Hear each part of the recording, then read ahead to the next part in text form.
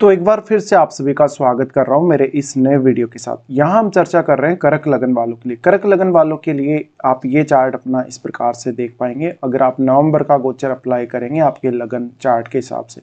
यहाँ पे हो सकता है कि कुछ ग्रहों के गोचर में परिवर्तन अवश्य हो मंथ के मध्य में, लेकिन फिर भी कुछ इसी प्रकार का आपका चार्ट बनेगा।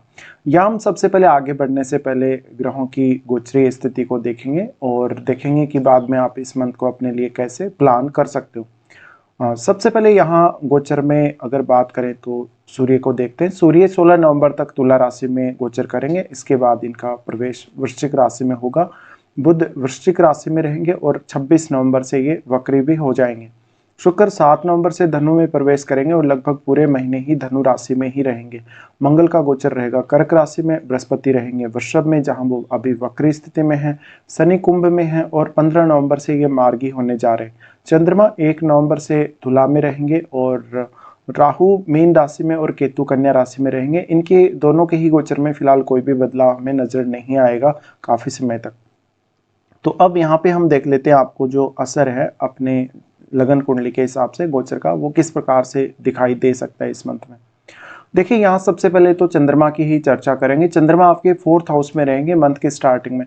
4th हाउस में रहते हुए आप अपने कार्य क्षेत्र के लिए तो बहुत ज़्यादा डेडिकेटेड रहेंगे ही रहेंगे। ज़्यादातर समय आप अपने परिवार के साथ स्पेंड करना चाहेंगे और परिवार को ज़्यादा प्रायोरिटी देंगे, अपने भौतिक सुख को थोड़ी ज़्यादा प्रायोरिटी देंगे। इसके साथ साथ आप अपने फैमिली के किसी भी बड़े कार्य में, जैसे कि कोई किसी भी प्रकार के लेन देन में या कोई भी प्रकार के ट्रेड से रिलेटेड काम में भागीदार हो सकते हैं। चंद्रमा यहाँ है तो एक अच्छा मेंटल पीस का अनुभव भी आपको होगा। चंद्रमा की दृष्टि यहाँ से पड़ रही है आपके 10th हाउस पे, तो आप उतने ही ज़्यादा जागरूक अपने प्रोफेशन के लिए भी रहेंगे। चंद्रमा उसके बाद आपके 5वें भाव में प्रवेश करेंगे जहाँ वो नीच की स्थिति में होंगे, लेकिन यहाँ बुध साथ है तो थोड़ा सा आपको डिसीजन लेने में फिर भी मदद मिल ही जाएगी।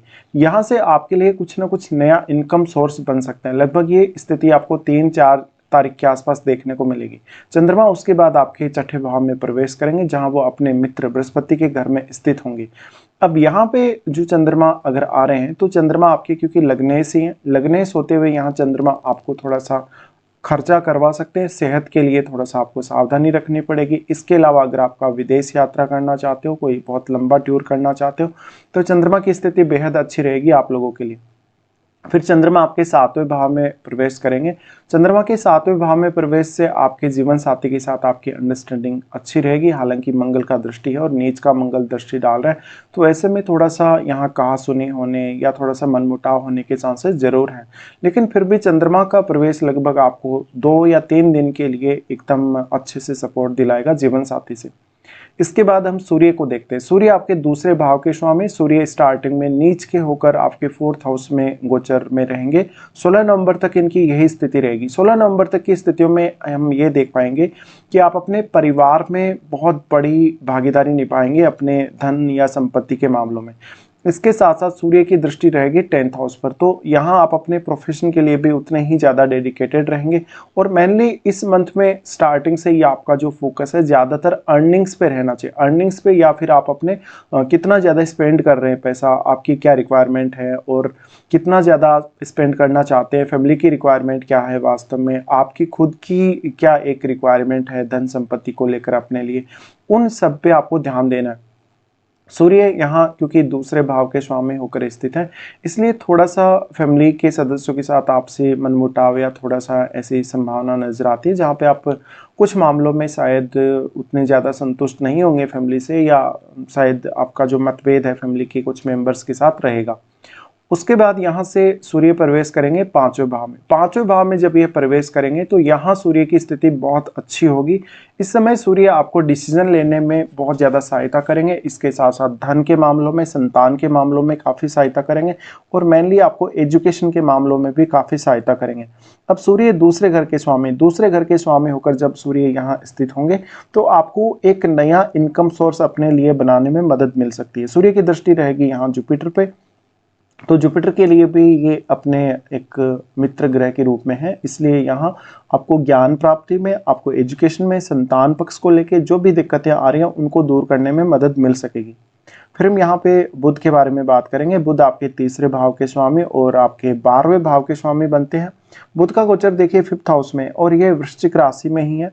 और यहाँ पे लगभग हम ये बोल सकते हैं कि 16 नवंबर के बाद से जो स्थिति बन रही है, बुध यहाँ पे वृश्चिक में तो है, लेकिन 16 नवंबर के बाद सूर्य यहाँ आ जाएंगे, तो लगभग ये यहाँ सूर्य बुध का युति भी बनेगा।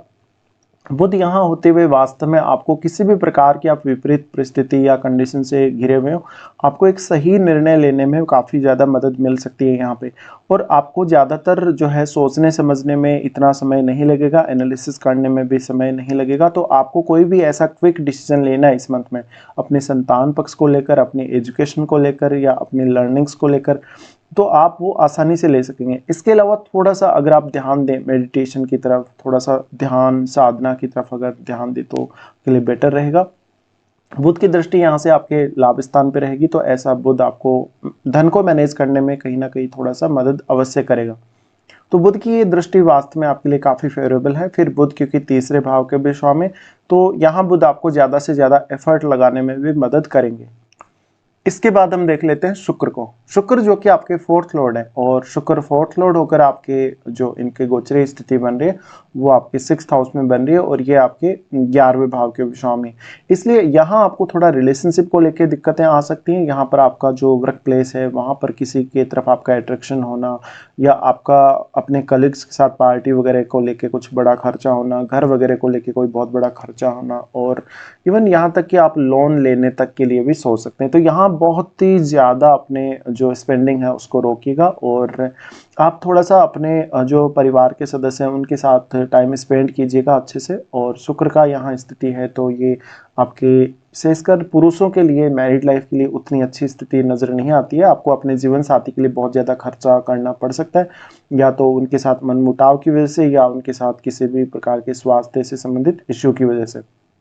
शुक्र यहाँ से दृष्टि डाल रहे हैं आपके 12वें भाव पे, तो ये धन, लग्जरी या भौतिक सुख के लिए तो अच्छा है, लेकिन कहीं ना कहीं खर्चा बहुत ज़्यादा करवाएंगे आपसे। तो यहाँ पर जस्ट आप इंजॉय जरूर कर सकते हैं अपनी लाइफ को शुक्र के यहाँ दृष्टि होते हुए। और अगर आप कोई भी क्रिएटिव फील्ड से जुड़े हुए हैं तो थोड़ी सी यहाँ आपको शुक्र से सहायता मिल रही है। तो शुक्र का जो गोचर है, क्योंकि धनों में ही इस मंथ में वो रहने वाले हैं, और इसलिए आपको अपने परिवार के लिए कुछ ज़्यादा रिस्पॉन्सिबिलिटी लेनी पड़ सकती है शुक्र के यहाँ होते हुए। फिर हम यहाँ पे देखेंगे मंगल को। मंगल जो कि 5वें भाव के स्वामी और 10वें भाव के स्वामी होकर आपके लगन में गोचर कर रहे हैं। अब मंगल का लगन में जब भी गोचर होता है, और मंगल अगर नीच की स्थिति में होते हैं, तो मंगल आपको काफी ज्यादा बाध्य करते हैं किसी भी काम को किसी भी तरीके से किया जाए। लेकिन वास्तव में आपको आपने पर्टिकुलर कोई टारगेट कर रखा है किसी भी काम को, तो वो काम आप जरूर यहाँ करेंगे। मंगल की इस स्थिति की वजह से अक्सर आपको अपने जो परिवार के सदस्य हैं या जो आपके जीवन साथी हैं उनसे कोई विशेष मदद यहाँ नहीं मिलेगी, क्योंकि ऐसा मंगल आपकी बहुत ही ज़्यादा एनर्जी को बढ़ाता है, एक्सपेक्टेशंस को काफ़ी ज़्यादा बढ़ाता है, या ऐसा मंगल आपसे बहुत ज़्यादा परफेक्शन मांगता है। खुद में तो मांगते हैं, दूसरे सदस्यों से भी आप ये एक्सपेक्ट कर रहे होते हैं। तो यहाँ थोड़ा सा डिफिकल्ट होगा आपका जो समायोजन है फैमिली मेम्बर्स के साथ या जीवन साथी के साथ। लेकिन ये मंगल क्योंकि 10th लॉर्ड है, 10th लॉर्ड होते हुए एक तो आप यहाँ पे कोई भी क्विक डिसीजन करने से थोड़ा सा बचें, और ज़्यादा झगड़ालू ना हो, ज़्यादा एनर्जी का जो फ्लो है आपके अंदर होगा यहाँ पर। तो स्वास्थ्य का जरूर ध्यान रखें। और मंगल 10th लॉर्ड है, तो इस एनर्जी को कितना ज़्यादा आप अपने कैरियर के लिए यूज कर सकते हैं, कितना ज़्यादा पॉजिटिवली आप इसका इस्तेमाल कर सकते हैं, ये जरूर आप देखें। मंगल की दृष्टि यहाँ से आपके 4th हाउस पे है। 4th हाउस पे दृष्टि है तो घर परिवार के लिए कोई बहुत बड़ी जिम्मेदारी जिसको आप इस समय निभा सकते हैं, लेकिन यहाँ भी थोड़ी सी कहासुनी होने के चांसेस हैं। मंगल की दृष्टि फिर आपके 7वें भाव पे, 7वें भाव पे तो जीवन साथी के साथ ही थोड़ा सा आपका डिफिकल्ट टाइम बीतेगा। और वैसे भी इस मंथ में जो 7th लॉर्ड है वो आपके 8वें भाव में चल रहे हैं, तो यहाँ पे जीवन साथी के साथ थोड़ी सी अंडरस्टैंडिंग की कमी नजर आती है। मंगल की दृष्टि फिर आपके 8वें भाव पे भी रहेगी। 8वें भाव पे दृष्टि रहेगी तो आपके इन-लॉज के साथ आपके रिलेशंस थोड़े से बिगड़ने की संभावना बनती है इस मंथ में। इसके बाद हम आगे बढ़ जाते हैं और बृहस्पति के गोचर को देख लेते हैं। बृहस्पति का गोचर अगर देखेंगे तो बृहस्पति छठे घर के स्वामी और 9वें घर के स्वामी होकर आपके 11वें भाव में वक्री स्थिति में है।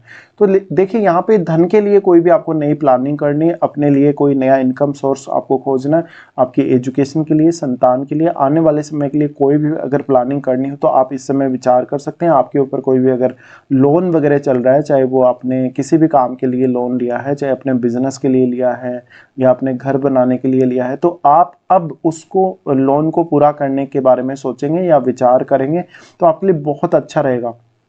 गुरु यहाँ जस्ट अभी क्योंकि वक्री हैं, वक्री गुरु आपको अच्छी से अच्छी प्लानिंग करवा सकता है। जिन लोगों का गुरु वक्री है ऑलरेडी चार्ट में, जिनका जन्म से ही अगर वक्री है, तो उनको गुरु काफ़ी हेल्प करेंगे। ऐसे में आप अपने संतान के लिए प्लान कर सकते हैं, अपने एजुकेशन के लिए या अपने किसी भी अन्य काम के लिए जो कि आपका काम नहीं बन पा रहा है इजीली।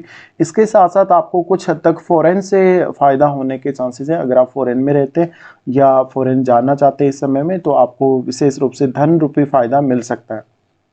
यहाँ जुपिटर का जो दृष्टि है वो आपके थर्ड हाउस पे आ रहा है। थर्ड हाउस में आपके ऑलरेडी केतु स्थित है, तो यहाँ जुपिटर एक बहुत ही अच्छा समायोजन बनाने में मदद करेंगे आपको, आपके रिलेटिव्स के साथ या अपने भाई बहनों के साथ।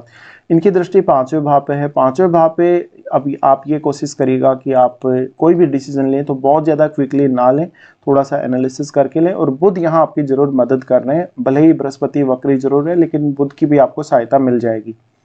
अब जुपिटर का जो दृष्टि है यहाँ सातवें भाव पे दृष्टि जरूर पड़ रहा है, बट यहाँ पे जुपिटर कुछ भी आपके लिए पॉजिटिव नहीं करने वाले, क्योंकि जस्ट आप यहाँ पे सिर्फ प्लानिंग कर सकते हैं। कोई भी नया काम अगर स्टार्ट करने जा रहे हैं तो यहाँ पर आप अब जुपिटर को दोष नहीं दे सकते, क्योंकि जुपिटर अभी वक्री है। इसके बाद हम आगे बढ़ेंगे, शनि को देखेंगे। शनि जो कि सातवें और आठवें दोनों के ही स्वामी हैं और अब ये मार्गी होने जा रहे हैं। 15 नवंबर से ये मार्गी होने वाले हैं। तो देखिए वक्री शनि काफ़ी अच्छा होता है जहां तक मैंने देखा है, और वक्री शनि काफ़ी अच्छा रिजल्ट भी देता है, ज़्यादा से ज़्यादा हमारी लाइफ में स्टेबिलिटी को लेके आता है। बट अब आपको थोड़ा ज़्यादा एफर्ट करने की जरूरत पड़ेगी, जैसे जैसे अब शनि का मार्गी होने का समय अगर नज़दीक आ रहा है तो थोड़ा सा आपको यहाँ पे देखना चाहिए। आपको शनि के लिए वेट जरूर करना चाहिए और आपको किसी भी प्रकार के सडन गेन के लिए अपेक्षा नहीं करनी चाहिए। आपको खुद की ही मेहनत से ज़्यादा धन संपत्ति अर्जित करनी चाहिए, ज्ञान अर्जित करना चाहिए। इसके साथ साथ प्रोफेशन को लेकर अगर आप कोई चेंज करना चाहते हैं, अगर 15 नवंबर से पहले अगर अपना प्रोफेशन चेंज करना चाह रहे हैं या सैलरी में इंक्रीमेंट के लिए देख रहे हैं या किसी भी अन्य काम के लिए प्रोफेशन वाइज देख रहे हैं, तो आप इसमें प्लानिंग जरूर करें। बाद में हो सकता है कि आपको ज़्यादा मेहनत करनी पड़े या थोड़ी रुकावट भी आपके लिए आए। शनि का लेकिन यहाँ पर मार्गी होना आपके जीवन साथी के साथ संबंधों को लेकर या अपने इन लॉज के साथ संबंधों को लेकर बहुत ज़्यादा अच्छा रहेगा। फिर यहाँ से इनका दृष्टि क्योंकि 10th हाउस पर तो है ही, तो ऐसे में प्रोफेशन को लेकर ये समय बहुत ज़्यादा महत्वपूर्ण है। और इनकी दृष्टि आपके वाणी स्थान पर भी है। वाणी स्थान पर है तो अब शायद आप अपने फैमिली के लिए, अपने धन संपत्ति के लिए थोड़े ज़्यादा सतर्क नजर आएंगे। इसके अलावा इनकी दृष्टि है आपके पांचवें भाव पे। पांचवें भाव पे दृष्टि है तो संतान पक्ष के लिए, आपका खुद की एजुकेशन के लिए ये एक बेहतरीन समय हो सकता है प्लानिंग करने के लिए। तो यहाँ पे हमने लगभग सभी ग्रहों के बारे में चर्चा की। अभी राहु केतु के बारे में हम कोई विशेष चर्चा यहाँ नहीं करने वाले। सबसे पहले अब अच्छे दिनों को देखेंगे, उसके बाद विचार करेंगे खराब दिनों पर। सबसे पहले अगर देखा जाए तो कर्क लगन वालों के लिए जो अच्छे दिन निकल के आ रहे हैं उनमें से 16, 17, 20 से 24 तारीख तक और 27 से 29 तारीख, तो ये दिन आपके लिए बहुत ही ज़्यादा अच्छे होने की संभावना है। अगर आपका कोई भी काम नहीं बन रहा, जिस काम में आपको बहुत ज़्यादा एफर्ट लगाना पड़ रहा है, बहुत ज़्यादा मेहनत करनी पड़ रही, तो आप उस काम को इन दिनों में प्लान अवश्य कर सकते हैं। उसके बाद देखेंगे कौन कौन से आपके लिए कुछ खराब दिन रहने वाले हैं। चंद्रमा का गोचर जब धनु राशि में होगा 5 और 6 को ये स्थिति बनेगी। इस दौरान हो सकता है कि आपको किसी भी काम को करने के लिए थोड़ी ज़्यादा मेहनत करनी पड़े या आपको कोई बड़ा खर्चा करना पड़े 5 या 6 तारीख को। इसके साथ साथ आपका जो डेली लाइफ है वो भी उतना स्टेबल नहीं रहेगा इन 2 दिनों में। चंद्रमा का गोचर जब कुंभ में होगा तो 9 से 11 तारीख तक ये स्थिति आपको सडन गेन दे सकती है धन के मामलों में, लेकिन यहाँ मानसिक रूप से परेशान रहेंगे, एंग्जाइटी की आपको प्रॉब्लम रहेगी और बहुत ज़्यादा डिप्रेशन जैसी स्थिति आपके लिए बनेगी। चंद्रमा का गोचर जब आपके 12वें भाव में होगा 18 और 19 को ये स्थिति बनेगी। इस दौरान आपको कोई भी निर्णय अगर लेने जा रहे, कोई भी बड़ा निर्णय, तो थोड़ी सावधानी रखनी है। इस समय बहुत बड़े आपके खर्चे हो सकते हैं। इस समय किसी से अगर कोई विवाद हुआ है पहले से तो आपको बहुत बड़ा नुकसान भी झेलने को मिल सकता है। तो ये कुछ खराब दिन आप लोगों के लिए रहने वाले हैं इस मंथ में। फिलहाल हम पूरी चर्चा यहाँ कर चुके हैं। फिलहाल आपको वीडियो देखने के लिए धन्यवाद।